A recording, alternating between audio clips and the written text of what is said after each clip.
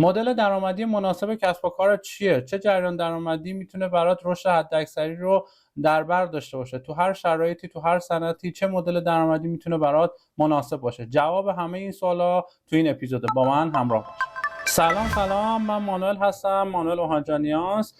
تو این کانال در مورد استارتاپ ها و کسب و کارهای اینترنتی صحبت میکنم، هر اون چیزی که باید در موردشون بدونید. اگه علاقه‌مند به این حوزه هستید حتما کانال رو سابسکرایب بکنید، زنگوله رو بزنید، لایک و کامنت هم یادتون نره.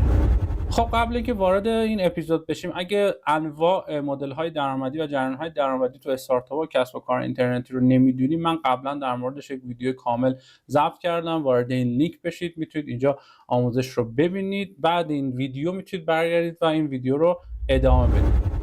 خب همونطور که میدونید بیزنس مدل قرار بگید که شما ارزش میدید و ارزش میگیرید. وقتی شما ارزش میدید، اون دلیل یکتا و خاصی هستش که شما دارید به مشتریتون میدید که برای حل مشکلش راه حل جایگزینش رو بذاره کنار و به شما توجه بکنه. اگر ارزش پیشنهادی نمیدونید چیه، این اپیزود به درد شما میخوره. خب وقتی که شما ارزش پیشنهادی رو دلیور میکنید به مشتریتون، خب باید کپچر هم بکنید ارزش رو. شما یه دلیل میدید و ما به ازاش یه چیزی میگیرید. این گرفتنه در دنیای بیزنس میشه درآمد، میشه جریان درآمدی. حالا چرا جریان درآمدی؟ چون باید ادامه دار باشه، اون ویژگی پایداری و تکرارپذیری استارتاپ ها رو داشته باشه. و کلا حالا شما کسب و کاری هم هستید که استارتاپ نیستید، هر چقدر اون مدل درآمدیتون پایدارتر باشه، تکرارپذیرتر باشه، اون مدل درآمدی جذابتر میشه. پس بخوام خلاصه این بخش رو بگم بهتون، اینه که شما باید به دنبال یک مدل درآمدی یا جریان درآمدی باشید که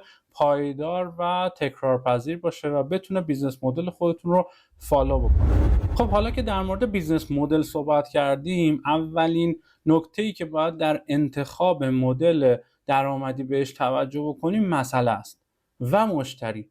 یعنی چی؟ یعنی اینکه مشتری، اون سگمنتی که انتخاب کردید برای بیزنستون، مشکلی که شما شناسایی کردید و دارید حل میکنه رو چند وقت بهش برمیخوره.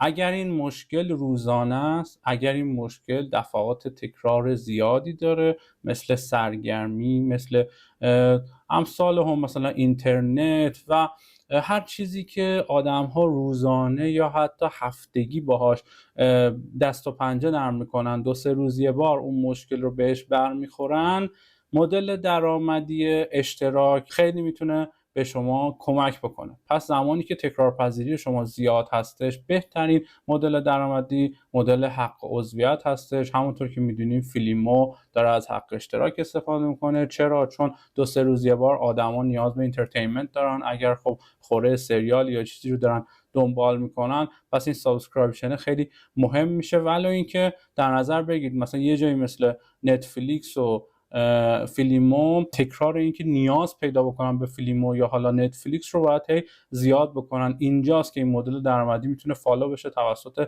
اکتایی که خودشون دارن تو بیزینس انجام میدن و بالعکس خود مدل درآمدی هم داره بیزینس مدل رو فالو میکنه. پس اینجا یه بده بستونی بین بیزینس مدل و جریان درآمدی باید در نظر گرفته بشه. اما نکته دوم بازاریه که شما توش فعالیت میکنید. نوع بازار، اقیانوس قرمز یا اقیانوس آبیه. شما زمانی که در بازار اقیانوس قرمز هستید که شکل گرفته و یک بازار پررقیب هستش و پرتقاضا هستش و رقابت توش سنگینه و منابع زیادی برای رقابت میخواد، بهترین گزینه این نیست که شما برید با رقیب، یعنی رقیب اونها بشید و در مقابل اونها قرار بگیرید، در مقابل رقیب‌های اصلی قرار بگیرید. چرا؟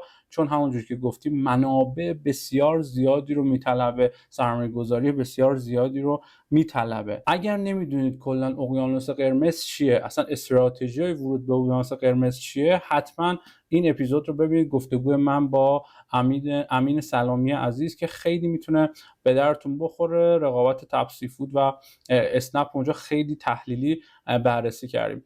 اما برگردیم به این نکته، شما در اقیانوس قرمز وقتی رقیب زیاده، به جایی که روبروشون قرار بگیرید بعد کنارشون قرار بگیرید. حالا من همیشه رو مثال میزنم. توی ایالتی در آمریکا اومدن گفتن طلا پیدا شده، همه از همه جای دنیا اومدن ریختن تو این ایالت. اما کی برنده شد؟ اون کسی که بیل فروخت، اون کسی که خونه اونجا اجاره میداد و اصلا هر چیزی که در کنارش قرار گرفت. مثلا بازار فروشگاه اینترنتی رو شما نگاه بکنید، چقدر فروشگاه و آنلاین شاپ وجود داره و بیزینس هایی اومدن به جایی که روبروشون قرار بگیرن و باهاشون بجنگن، اومدن بهشون کمک کردن. بهترین مثال توروب و ایمالز هستش که اینا اومدن به جاش ارزش پیشنهادی به مشتری و به اون طرف مقابل دارن، یعنی یه پلتفرم شدن به اون فروشگاه ها و اون خریداران. اومدن گفتن خریدار تو این شلوغی و تو این تنوع قیمت و اینها من بهت بهترین قیمت رو بهت میدم، یه مقایسه برات در نظر میگیرم، پس این بیا به من توجه بکن. به اون فروشگاه هم گفتن که خب تو این شلوغی و تو این دربدری این بازار من برای تو کاربر میفرستم. اینجا مدل درآمدی افیلیت و رفرال باید مورد توجه قرار بگیره. به همین راحتی، یعنی ما داریم هر دو طرف ارزش پیشنهادی که مد نظرشون هستش رو داریم بهشون دلیور میکنیم و اینجا برای خودمون درآمد قابل توجهی رو کسب کردیم. یعنی تو اون بازار قرمز هستیم، بازار رو به رشد و بزرگ و ارزشمند هستیم، اما به جایی که رقابت بکنیم داریم بهشون کمک میکنیم، داریم تو این شرایط و از اون بلوغ اون بازار داریم به نفع خودمون استفاده میکنیم. اما بخوایم یه مثال دیگه ای بزنیم تو این حوزه، مثلا پادرو، شاپیفای و امثال هم که میان به فروشگاه‌های اینترنتی، یعنی به اون پیج‌های اینترنتی، سوشال میدیا، دارن خدمات ارائه میدن، سایت براشون میسازن، سایت سازن و خدمات مختلف لوجستیک رو بهشون ارائه میدن و موارد این شکلی. پس اینجا هم اومدن در اون بازار قرار گرفتن، ولی به عنوان رقیب نه، به عنوان کمک دستشون. اما بحث بعدی زمانی اتفاق میفته که کاربر شما پول بده نیست. وقتی که کاربر شما پول نمیده، یعنی شما دو تا وجه دارید و هر دو تا وجه، حالا پلتفرم یا اصلا با یه وجه طرفید که اینا پول بده نیستن، باید به دنبال یه منبع درآمدی از ثرد پارتی باشی. باید بری به سمت یه نفر دیگه بجز این دوتا، یا حالا یه نفر دیگه باید پول رو به شما بده.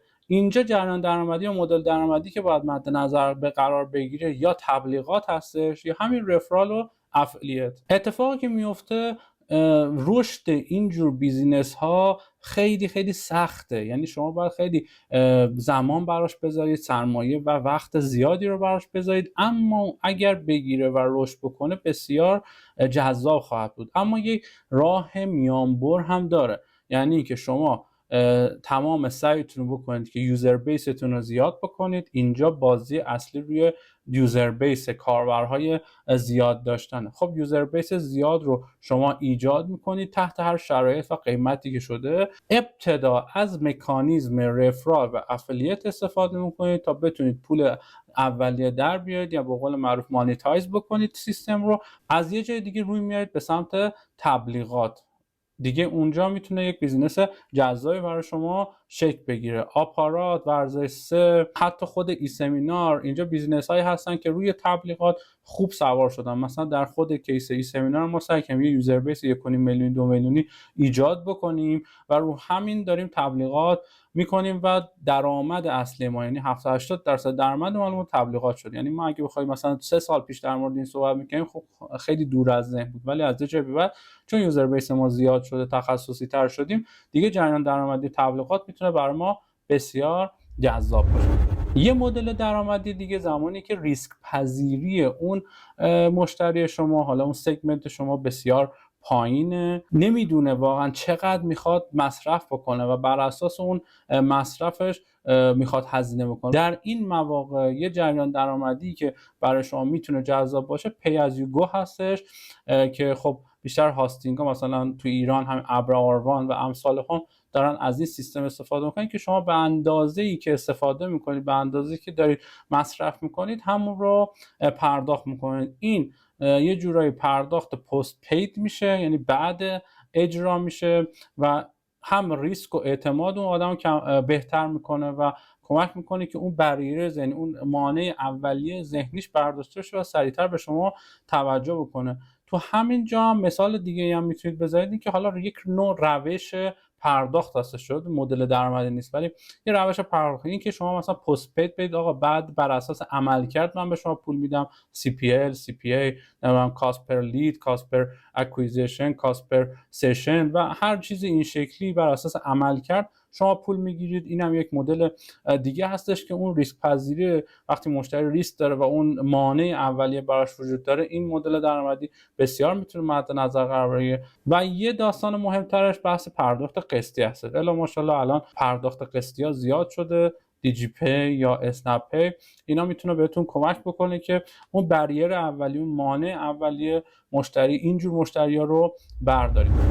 یه زمان دیگه شما در یک بازاری هستید که ارزش بازارش بسیار بالاست و تراکنش ها توش زیاده، عملا تراکنش بیس هستش و تعداد بیس هستش. یعنی شما یا در طول روز بسیار تراکنش رو تجربه میکنید، یعنی اون بازار رفتارش این شکلیه، مثل چی؟ خرید شارژ، خرید اینترنت و امثال هم.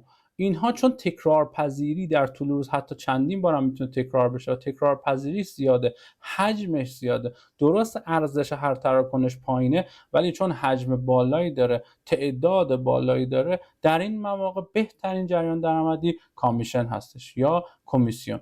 این کمیسیون یا کارمزد تو این جور بازارها بسیار میتونه مورد توجه قرار بگیره. تو این جور بازارها، تو این شرایط، یوزر بیس بالا، تعداد تراکنش بالا و تکرار پذیری بالا بسیار حائز اهمیت میشه.